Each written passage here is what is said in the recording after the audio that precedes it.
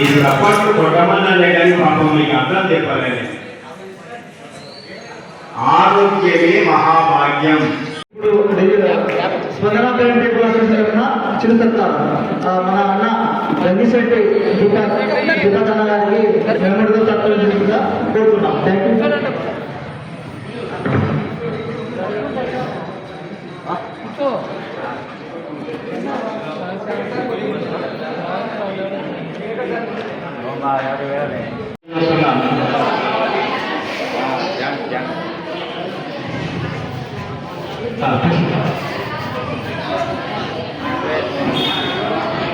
పిచ్చిలేని doctor గారు వాళ్ళ సభానికి రావాలి. చేయడం ప్రదర్శన జరిగింది. వారికి కూడా హృదయపూర్వక కృతజ్ఞతలు.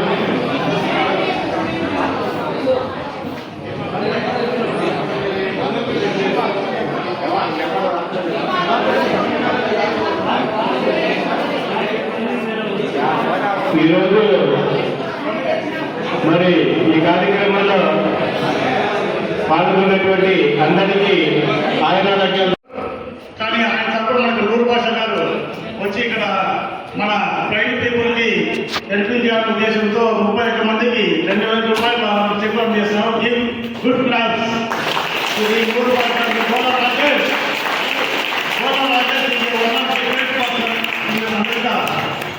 సో మన నంద్యాల వాసి కోల రాజేశ్వర గారు అమెరికా ఉంటూ మన సహాయాలు అందిస్తున్నారు.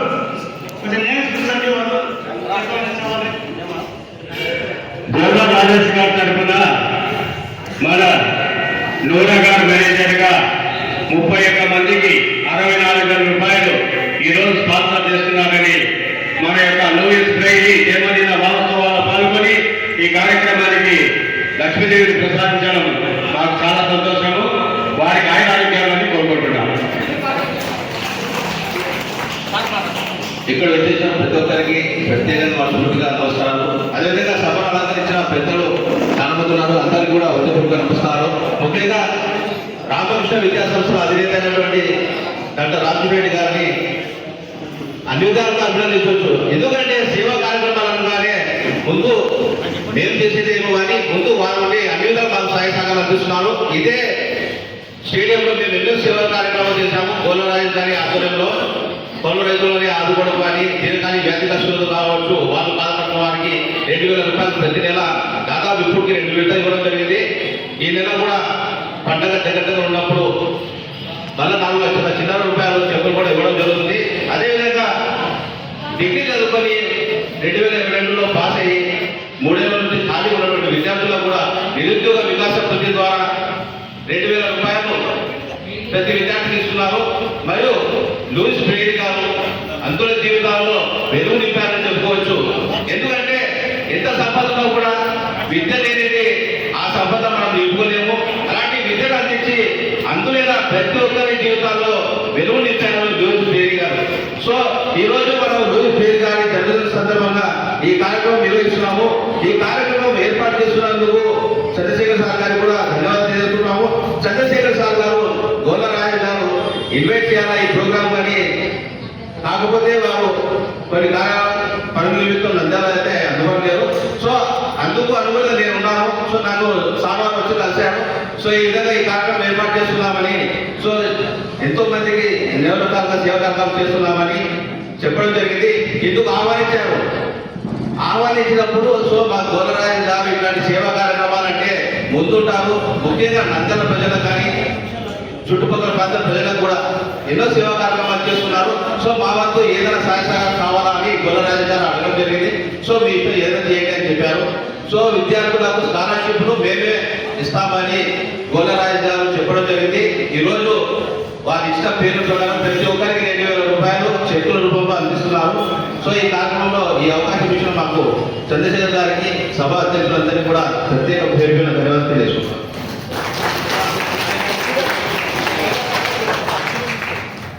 ఇప్పుడు చెప్పులు పంపిణీ చేయడం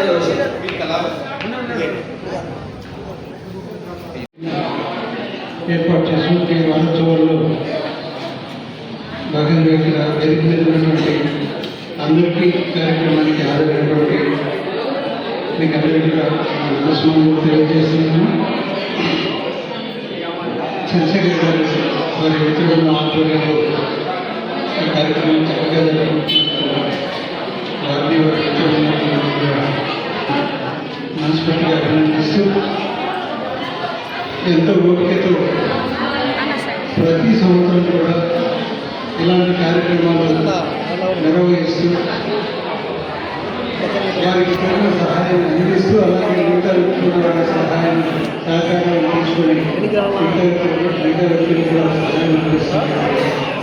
చంద్రశేఖర్ గారు కూడా అభినందన తెలియజేస్తున్నాం. మీరు మాట్లాడుకోవడానికి ఇక్కడికి రాలేదు, గుర్తుపెట్టుకోండి. ఇక్కడ కార్యక్రమం ఏర్పాటు చేశారు, కార్యక్రమం గురించి వినడానికి మీరు వచ్చారు కదా.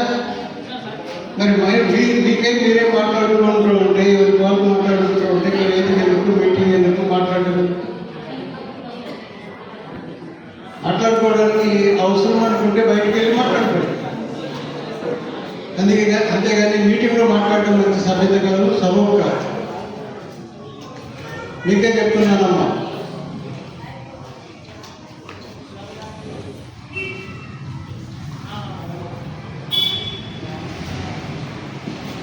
మీటింగ్లో పిలిచినప్పుడు మీటింగ్కి వచ్చినప్పుడు నాకు మంచి మాటలు ఏమైనా చెబితే వినాలి అనేటువంటి ఆలోచన ఉండాలి. కేవలం వీళ్ళు ఇచ్చేటువంటి ఏదో సహాయ సహకారాలు తీసుకోవడానికి వచ్చాం, మిగతా వారితో మాకు సంబంధం లేదన్న పద్ధతిలో ఉండకూడదు. అది సభ్యత కాదు. అలాగే జీవితంలో ప్రతిరోజు లేదా ప్రతి సంవత్సరం మాకు సహాయం అందించే వ్యక్తులే కావాలి, సహాయం కావాలి అనేటువంటి ఆలోచన కూడా మంచిది కాదు. ఏ వ్యక్తి అయినా కూడా ఎలాంటి పరిస్థితుల్లో ఉన్నా కూడా ఎదగడానికి అవకాశాలు చాలా ఉన్నాయి. మీకున్నటువంటి తెలివితేటలు, కళ్ళు లేకపోవచ్చు కానీ మిగతా అవయవాలన్నీ ఉన్నాయి. ఇప్పుడు చంద్రశేఖర్ ఏమన్నాడు, వాళ్ళకి చూడలేకపోయినా ప్రపంచాన్ని చూస్తూ చదువుతూ నలుగురికి సహాయం చేసేటువంటి పరిస్థితికి ఆయన రావడం జరిగింది. అట్లాగే మీరు కూడా మీకు తోచిన పద్ధతుల్లో మీరు ఆలోచిస్తూ సమాజంలో చక్కగా బ్రతకడానికి మనం ఏం చేయాలి, ఎలా చేయాలి అనేటువంటి భావోద్వేగం జరిగినటువంటి అవసరం. ఎప్పుడు మనము ఎదుటివాడి సహాయం కోసం ఎదురు చూస్తూ ఉంటే జీవితంలో మనం ఎదగడం చాలా కష్టం. నాకు ఒకరి సహాయం అవసరం లేదు, నాకు ఒకరి చెంతన చేరాల్సినటువంటి అవసరం లేదు, నేనే బాగుపడి నా తరఫున ఇంకో 10 మందికి సహాయం చేస్తామనేటువంటి స్థాయికి రావాలి, మనం ఎదగాలి. అలాగే ఎదగడం కోసం ఈరోజు ప్రభుత్వం చాలా పథకాలని లోన్ల రూపంలో కానీ లేదా రకరకాల సేవల రూపంలో కానీ మీకు అందిస్తున్నటువంటి విషయాన్ని కూడా మీరు గమనించాలి. ఈరోజు అనారోగ్యం పాలైతే ప్రైమ్ మినిస్టర్ దాని మీద ఏ వ్యక్తికైనా సరే 5 లక్షల రూపాయల వరకు మీరు ఆరోగ్యాన్ని కాపాడుకోవడానికి అవసరమైనటువంటి ఖర్చును కేంద్ర ప్రభుత్వం భరిస్తుంది. అట్లాంటి చాలా విషయాలు ఉన్నాయి. అట్లాంటి వాటిలో మీరు రిజిస్టర్ చేసుకోవాల్సిన అవసరం కూడా. మీరు ఒక్కసారి దాంట్లో రిజిస్టర్ చేసుకున్నట్లయితే మీకు అనారోగ్యం పాలైనప్పుడు, ఇబ్బందులు వచ్చినప్పుడు మీరు ఎవరి చేతకి వెళ్ళాల్సిన వల్ల కార్డు తీసుకుని రికగ్నైజ్డ్ హాస్పిటల్ దగ్గరికి వెళ్తే మీకు లగ్జరీగా మంచి ట్రీట్మెంట్ తోటి మీకు చేయడం జరుగుతుంది. సో ఇట్లాంటివి ఎన్నో సదుపాయాలు ఉన్నాయి, వాటి గురించి మనం తెలుసుకోవాల్సినటువంటి అవసరం ఉంది. కేంద్ర ప్రభుత్వము, రాష్ట్ర ప్రభుత్వము, స్వచ్ఛంద సంస్థలన్నీ కూడా మీకోసం చాలా చాలా పెద్ద పెద్ద కార్యక్రమాలు చేపడుతున్నటువంటి విషయాన్ని గమనించాలి. అలాగే ఈ రోజు ఉన్నటువంటి పెద్ద సంస్థలు ఏవైతే ఉన్నాయో ఆ సంస్థల్లో వాళ్ళకి వచ్చేటువంటి ఆదాయంలో కనీసం 5% కార్పొరేట్ సోషల్ రెస్పాన్సిబిలిటీ కింద, CSR కింద రకరకాల సేవా కార్యక్రమాలకు ఖర్చు పెట్టవలసినటువంటి అవసరం కూడా ఉంది. అలాంటి చోట మంచి కార్యక్రమం నిర్వహిస్తున్నారు, మీకు ట్రైనింగ్ ప్రోగ్రాం నిర్వహిస్తున్నారు.